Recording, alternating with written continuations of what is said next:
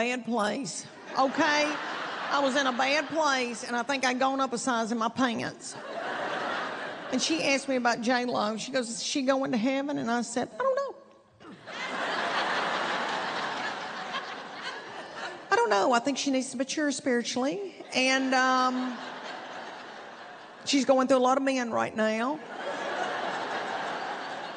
I said it. I remember saying it, and it was wrong. And I'm sorry. And I should have never said it. One reason I shouldn't have said it, I went through as many men as J.Lo ever thought about going through, honey. It was terrible. Terrible. The only difference was mine were not successful people.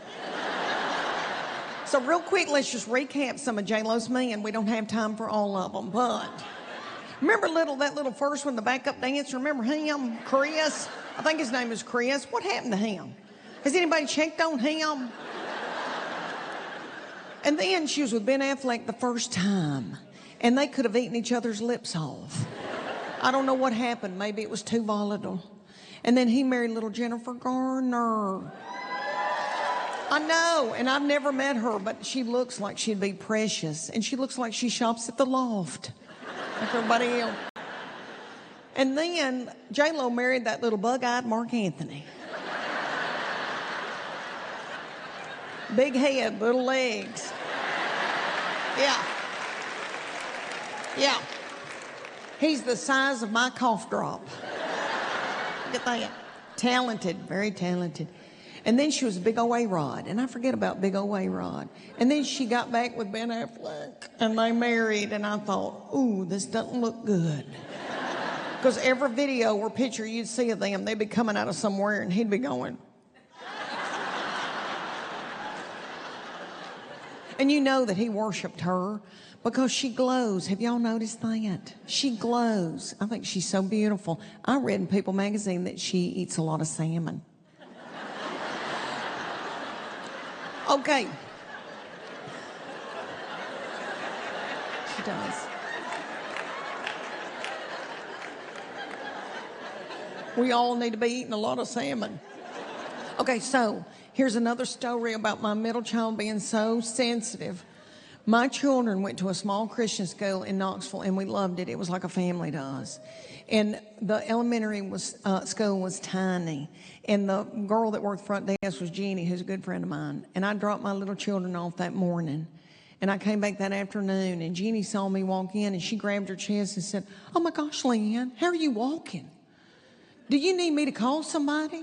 Do you need to go to the hospital? I said, what are you talking about, Jeannie? She said, Maggie said you had surgery today. She's asked for prayer. We've been praying for you over the intercom all day. I said, Jeannie, I got my IUD replaced.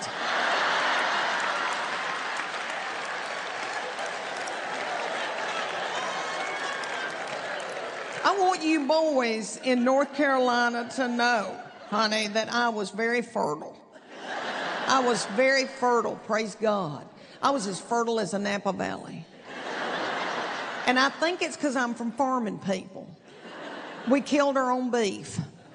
And I've got thick ankles and I can work in the fields.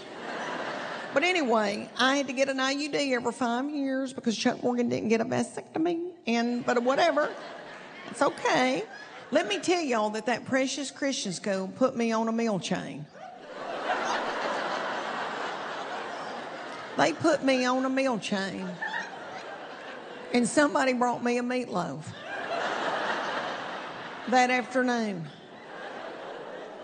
And it was a good one.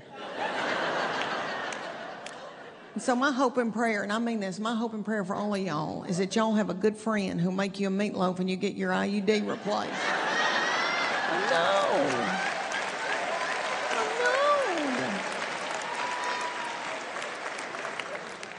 But y'all, people ask me all the time, they guys, I thought he's in a drug cartel.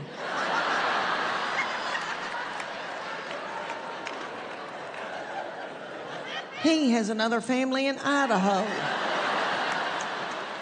I've always thought he had another family in Idaho because all of our married life, he has said, I told you that, and he hasn't. He thinks he's told me stuff, and he has not. And I've said, I've never heard that before in my life. Finally, one day I go, are you telling a woman in Idaho all this? I said, are you going to let her go to Panera, Chuck? Okay, let me tell y'all that. Chuck work.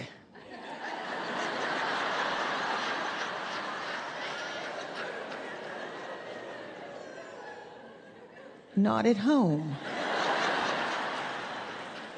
And I thought, oh no, surely I'm not in charge. Surely I'm not going to be the one to have to tend all this. Because it was like 3 years before that I was dancing to Prince, When Doves Cry. You know, I was like, well, let me tell you when it really freaked me out. I had my second baby. She was born April the 3rd. This was the last week of March. I was going to go at any time and give birth. And a big snow came in East Tennessee. There was snow on the ground. And I had my oldest baby Charlie was 2. He had quit taking a nap, was still in diapers. But he was a precious baby, but very active. And he would beat on the front door trying to get out so he could run down the yellow line of the highway.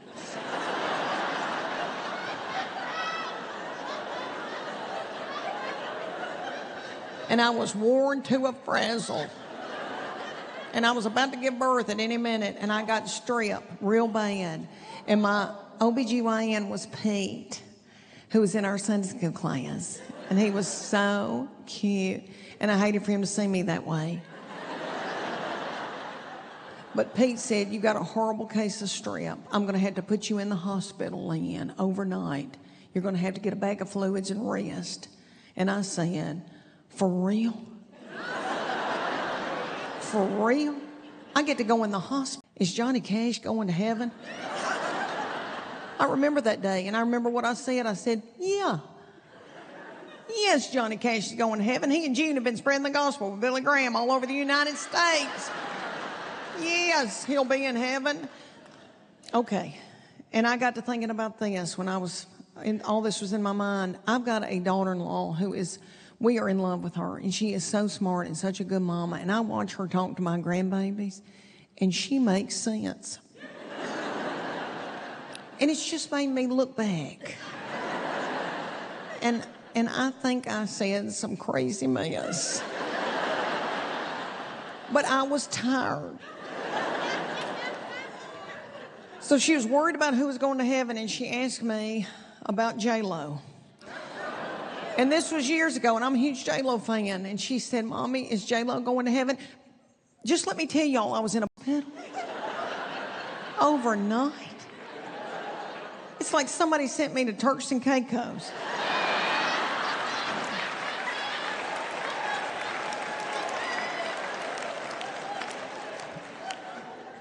They took me to the hospital, Chuck, and had our 2-year-old Charlie, and they dropped me off early that morning and then disappeared. And didn't come back until late that night. And I said, where have you been? And he went, nowhere. I said, what are you doing wearing a sweatsuit and you're sweating? He said, okay, Leanne, I've been playing basketball at the rec center. I said, full court? He went, yeah, why? I go, who was watching our baby while you were playing full court basketball? And I looked down, and my baby's got on a diaper swollen down to his ankles.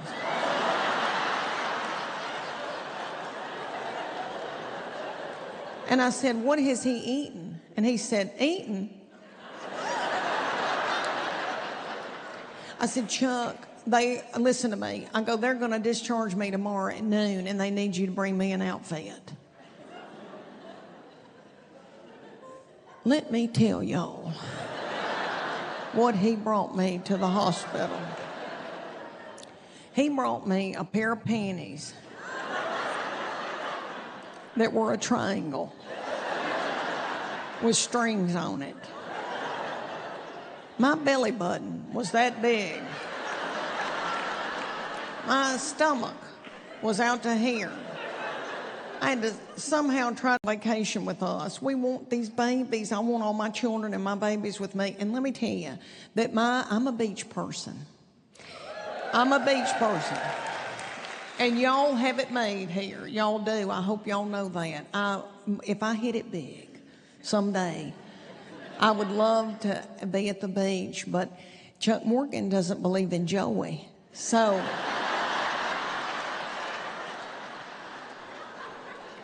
his favorite vacation is snow skiing. And so when we met in college, he said, I'm going to raise my children snow skiing. I thought, ooh, what is that? Because I didn't know much about it because I was raised in a town of 500 people on the Kentucky-Tennessee border, and people don't snow ski there. And I remember seeing it every once in a while on TV and thinking, that must be the Queen and her people. But anyway, Chuck Morgan, when we married, he wanted me to learn, and so he bought me a really nice outfit, one of those ski outfits, and y'all know if you've snow skied, all that stuff is very expensive, so I had to wear that for 15 years.